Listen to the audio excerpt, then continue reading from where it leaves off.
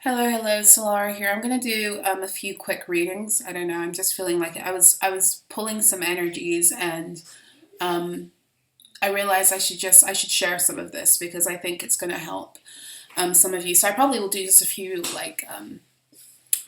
I'm just feeling like I need to get into some energy tonight. So I'm probably gonna do a few of these quick readings. So anyway, because I decided to begin recording and sharing this with you guys after I'd begun the reading, I'm going to show you what's come out already, and then we're going to continue with a few more of my personal decks, and then I'm going to move on to the next one. Okay, so what flew out first, I was just asking a question about what was surrounding, what the energy is surrounding some of us right now.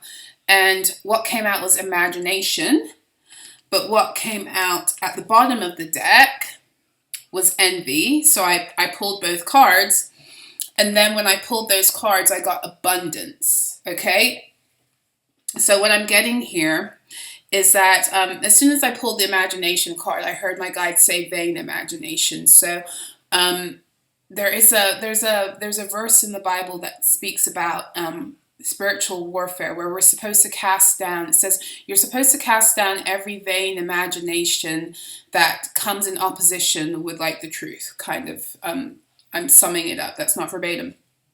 So they were saying to me, these are vain imaginations that are based upon envy, which is not surprising because in the season of Scorpio, there's a lot of envy and evil eye flying, because the Scorpio energy challenges us to deal with our lower nature. And if we're smart, we will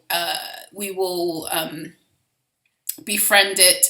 We will learn how to have higher levels of compassion and acceptance for self. We will take back ownership of our lower selves if we are utilizing the energy in its power. But the majority of people aren't doing that. So there's a lot of envy that tends to fly during Scorpio season, because envy is an energy born of lack. It's when you see somebody has something and you think that you want it. A lot of the time you think you want it, and you think you want it because you believe that you can't get it. Otherwise, why bother being envious, right? So it's a lack mentality. It's one of the many spells of the Matrix. But what I'm getting here is there's a lot of illusions that are being cast around you based upon other people's envy. So this can be stories people are either making up in their minds about you, stories that other beings are, gossiping, backbiting, all of that other stuff. It's mental energy. It's mental confusion.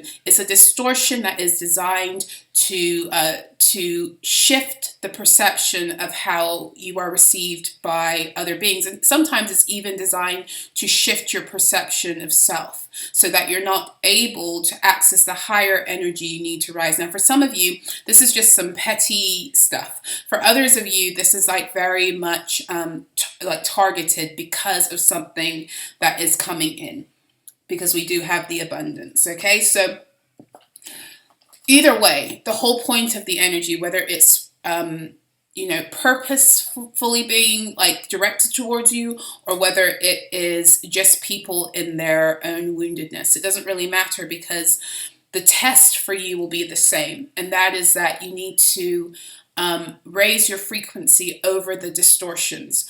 And really, you need to raise your frequency over the distortions that it wants to get you to believe about yourself. Because when I delved deeper into the tarot, what actually came out was the Nine of Swords in reverse. And this was kind of like guidance. And then at the bottom of the deck was the Nine of Pentacles in the upright. And then when I moved the Nine of Pentacles that was at the bottom, I got the Page of Wands. So there's something that is revving up. It's not brand new in energy. It is a continuation of something, a continuation of a story, a new chapter in a story. There's something that energy is being applied to right now in order to get something going. And for many of you, what's getting going is that you're moving into a higher level of receiving something big and beautiful. right, in terms of this abundance. And for that reason, every time you're getting ready to rise, this is kind of what occurs, right? There's always going to be these energies that are working through people on conscious and unconscious levels that will try to be projected towards you to get you to, to bow down, to stop, to lower yourself, and to fall from grace and all this other stuff. And what you need to do is to be consciously aware not to fall into any kinds of Nine of Swords energy where you are not operating in the Nine of Pentacles. And in the Nine of Pentacles, you know who the fuck you are. You're walking in your value. You're looking after yourself. You're not worried about others. You're staying in your lane. In the Nine of Swords energy, it's the kind of like the inverse in the sense that because they're both mercurial energies, because Nine of Swords is Gemini and Nine of Pentacles is Virgo. The difference is that the Nine of Pentacles is being very grounded in self, whereas the Nine of Swords is that energy where one can feel, because they're alone in a situation, or like sometimes being ganged up against, whether it's like literally dealing with people face to face, or feeling the onslaught of people's nasty ass energy. It can make you feel very isolated. The psychic attacks are real with this kind of energy because people are so fucking sloppy with their energy, and so this is what a psychic attack is. That's what a psychic attack is. So the important thing is to not tune into the isolation, loneliness, woe is me that it's wanting you to kind of fall into, and to tune more into your creative and your passion, your creative drive, your passion. Page of Wands could also be like an energy from childhood that's being rekindled, but it also can speak of, that like when you're first beginning something, and that drive and passion that you have, because it's new, like to tune into that. Something is either beginning again, or taking on a different, it's like just a different level, but it's nothing completely brand new, because that would be Ace energy. So it's like you're developing past, you're developing in an energy that already exists. And it could be creative, it could be spiritual with the Page of Wands. It's passionate. Motivation, yeah.